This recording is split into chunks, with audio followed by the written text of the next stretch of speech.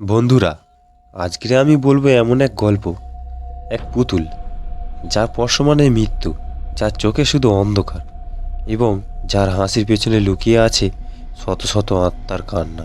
এই হলো enable doll, যাকে নিয়ে অনেক কাহিনী ও মুভি তৈরি হয়েছে। কিন্তু আজ আমি তোমাদের এক অন্য ধরনের ঘটনা শোনাবো এই ডলকে নিয়ে। তো চলো ঘটনাটা শুরু করা যাক।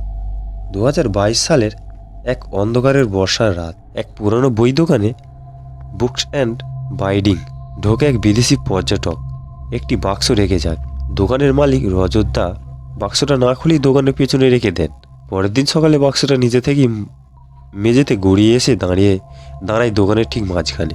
কৌতূহলে রজতদা বাক্স খুলে দেখেন একটি পুরনো কাপড়ের পুতুল, রক্তমাখা চোখের মতন দুই বোতাম, হালকা ছেঁড়া মুখ, নিচে ছোট করে লেখা অ্যানাবেল, ডু নট টাচ। রজতা পুতুলটিকে শোকেসে রেখে দেন, ভাবেন এটা পুরনো সংগ্রহের জিনিস। কিন্তু এরপর থেকে দোকানে ঘটতে থাকে অদ্ভুত কিছু ঘটনা। প্রতিদিন সকালে শোকেসে পুতুল অবস্থান বদলে যায়। রাত 3টের পর দোকানের বাতি নিভে জ্বলে উঠতে থাকে। বইয়ের পৃষ্ঠাগুলো অদ্ভুতভাবে উল্টে যেতে থাকে, যেন কেউ অদৃশ্য হাত দিয়ে পড়েছে। সবচেয়ে ভয়ানক ঘটনা ঘটে এক রাতে। সিসিটিভি ফুটেজে দেখা যায় পুতুলটি ধীরে ধীরে শোকেস থেকে বাইরে বেরিয়ে আসছে আর দেয়ালের দিকে তাকিয়ে হাসছে। রজত এক পরিচিত গবেষককে নাম প্রণব চ্যাটার্জিকে ডাকেন। প্রণব জানিয়ে দেন এই পুতুলটি শুধু অ্যানাবেল নামে পুতুল নয়, এটি হলো অ্যানাবেল রিপ্লিকা, যেটি 1975 সালে ওয়ারেনদের জাদুঘর থেকে চুরি গিয়েছিল এবং পরে একাধিক ব্যক্তির মৃত্যুর পর খোঁজ মেলেনি। এই পুতুলটি কোনো আত্মা নয়, এটি একটি আত্মাকে গ্রাস করার পাত্র, যার মধ্যে খ্রিস্টপূর্বের যুগের এক নিষিদ্ধ আত্মা বন্দী রয়েছে। একবার জেগে উঠলে এটি ধীরে ধীরে আশেপাশে সমস্ত প্রাণ শক্তি চুষে নিতে থাকবে। রজতদার প্রণব মিলে এক রাতে পুতুলটি পবিত্র আগুনে নষ্ট করার সিদ্ধান্ত নেয়। রাত 3টা, তখন তারা আগুনে ফেলে দেয় পুতুলটিকে।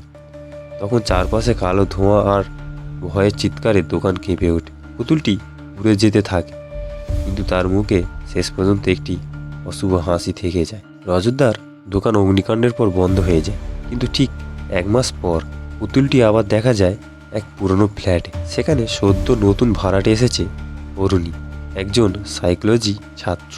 অরুণী পুরনো জিনিস সংগ্রহ করতে ভালোবাসেন। নতুন ঘরে আসার পর সে খুঁজে পায় একটি কাঠের বাক্স। আলমিরির উপরের ধুলোমাখায় অবস্থা খুলে দেখে ভেতরে সেই পুতুল, কাপড়ের বোতামের চোখ, তার নিচে ছোট চিরকুটে লেখা see brand me once try again. Aruni ভাবে হয়তো আগের ভাড়াটে ছেলে মানুষই, কিন্তু এরপর তার ঘরে শুরু হয় একের পর এক অদ্ভুত ঘটনা। প্রথম সপ্তাহে শুধু ছায়া, দ্বিতীয় সপ্তাহে দরজার টোকা, তৃতীয় সপ্তাহে রাত 3টা দরজার নিচ দিয়ে কাগজ গড়িয়ে আসা, রাত্রিরের ডাক। অরুণী এক রাতে ঘুম থেকে উঠে দেখে সে নিজেই দরজার সামনে দাঁড়িয়ে আছে, পুতুলটি হাতে। কিন্তু ঘুমিয়ে থাকা অবস্থা কিভাবে সে সেখানে গেল?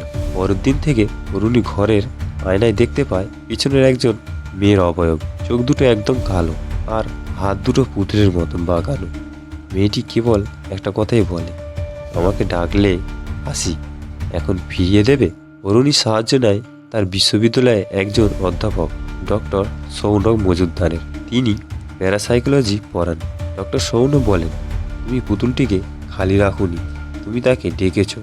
তুমি বিশ্বাস করো, এটাই ছিল দরজা। তার মতে পুতুলের এখন আর একটা নয়, একাধিক আত্মা রয়েছে। তারা একে একে জেগে উঠেছে।